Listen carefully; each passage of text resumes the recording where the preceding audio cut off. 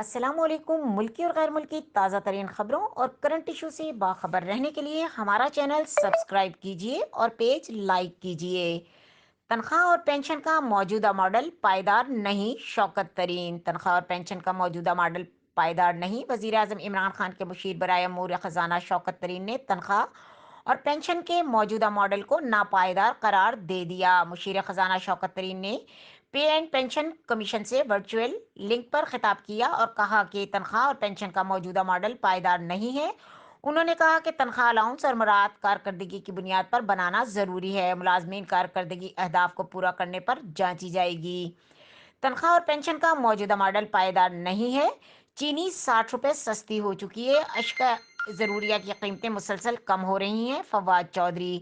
شوکت ترین نے مزید کہا کہ بنیادی تنخواہ کے نظام میں نقائص کو دور کیا جائے اور بہتر کارکردگی دکھانے والے ملازمین کو ریوارڈ دیا جائے۔ ان کا کہنا تھا کہ تمام اداروں کے لیے یکساں بنیادی تنخواہ کا ڈھانچہ ترتیب دیا جائے اور پینشن کے معاملے میں بین الاقوامی سطح پر تسلیم شدہ پریکٹس پر عمل کیا جائے۔ مزید خبروں اور اپڈیٹ کے لیے دیکھتے رہیں کے نیوز چینل انٹرنیشنل۔